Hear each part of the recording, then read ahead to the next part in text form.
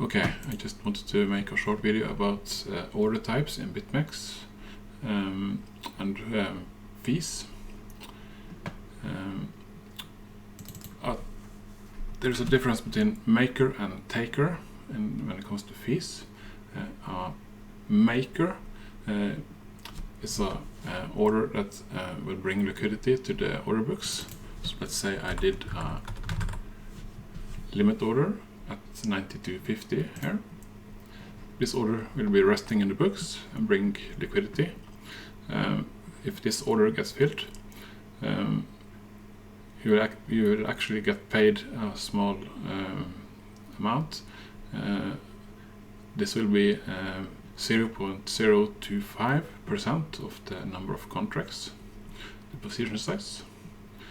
An example of a maker will be if I just mark it in.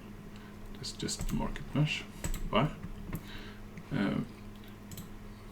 For this position, I actually paid 0.075% based on the number of contracts.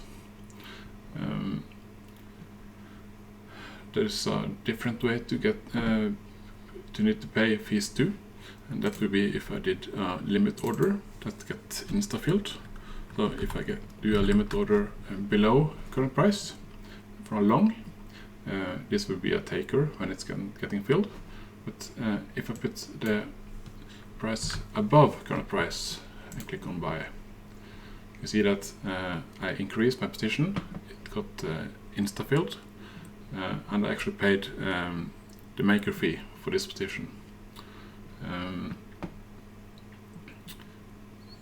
It's always smart to have resting orders and getting filled at the limit.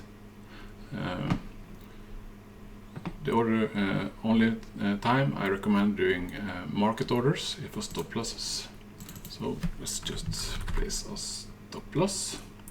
A stop loss will normal stop loss will wait for a certain price and then execute a market order. So in this example, let's do a market close of the position if price goes below 92.25, and I would recommend always checking close on trigger. This will guarantee that this order will only close the position, not flip to a short. Let's just enable this. To take profits on a position, I recommend doing limit orders with the reduce only checked. Let me show an example.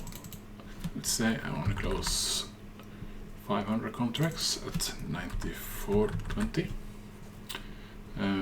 If I don't select reduce only, I click sell. This would still close 500 contracts if this if price reaches 94.20. But if price goes down, triggers my stop loss first and then goes back up to 94.20. If I don't cancel this order, this will actually create a new position at this price. So it's better to select reduce only, click sell. This way I'm guaranteed that this order will not create a new position but only reduce an existing position. There are some other types of order types to take profits. You have a take profit limit. This will wait for a certain condition price. In this example, 94.20. Then it will execute a limit sell at the price I select. I can just choose 94.20. The problem with this is that if price just reaches 94.20 and instantly rejects, this limit order might be too late to get filled because the order is not in the books before it gets triggered, and the trigger usually takes like a second to trigger, so to execute. So price might go to my intended price, but it's actually not filled because it's too late. It wasn't in the books when price was there. And I might do a take profit market. This will wait for the price to reach the trigger price, and then it will execute a market order to take profits. So this will guarantee the fill, but it's not guaranteeing a good fill. So if price reaches this point and instantly rejects and dumps 100 points, I can get filled at a bad spot. And you also need to pay fees for this order, so it's not perfect. There are some tricks with using stop limits. Let's get here. I can use stop limits to trigger profit target on an order it's not filled yet. So if I set, let's say I had the order, let's actually just show an example of how I can do this. Let's just close this and eat some fees. Let's say I'm going to do a long at 92.11. This needs to be not release only because it's a new position.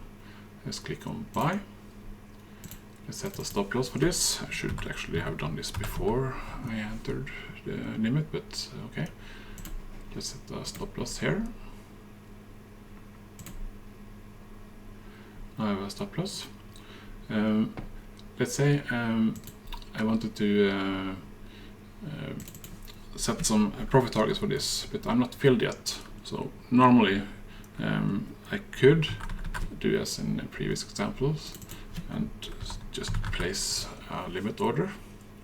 The problem is I cannot use reduce only. It will not accept the order. It will just be cancelled because I'm not filled yet. So what you can do is use stop limits. So I click on stop limit. The trigger price for the limit should be one tick below the entry because I need to get filled first. I cannot risk that the profit target is triggered before my order is actually filled, so I will do that. Let's type in 92.11 and then go one extra tick. This way this order will be guaranteed filled first.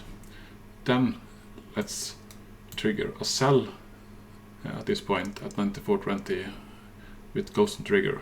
Click on sell. What will happen now is if this is triggered, I will have a fill on my long first. Then this will trigger the profit target. My stop loss is still there, and this will trigger a profit target here as close on trigger. That's the same as a reduce only.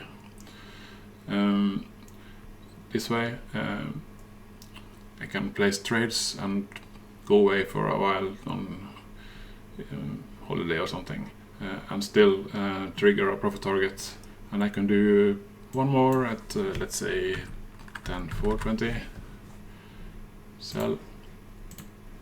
Now I have two profit targets. Total size need to be equal to or lower than the position size at that point. So with this you can actually AFK trade quite nicely. In some super rare situations I will actually use stop limits as a normal stop loss too. If I do some decent high leverage trades, some really risky trades, knife catch, I sometimes have my liquidation price quite near the stop loss, but then I might use a stop limit, because if I trigger the stop loss at the intended place and have the stop limit, the limit price being just above the liquidation, I can get stopped on this trade. Yeah. And this way we stopped at the normal, not the normal way, losing the intended amount. But in some super rare situations, a stop market might be worse than a liquidation as stop loss. This is extremely rare, but in some of these cases I reduce my possible loss by using a stop limit. You should always do limit in, limit out, and market stop. But in some extreme situations, you might reduce your possible losses with a stop limit, as long as you know how to use it and why you use it. So sometimes a market stop might feel below your liquidation price and below the point where you lose more money on the stop than liquidation. But this, I have only seen this a few times, so just use market stops as a rule, and if you really know what to do and why you are doing it, you can use a stop limit, because this will guarantee the worst case fill for the position with the stop loss.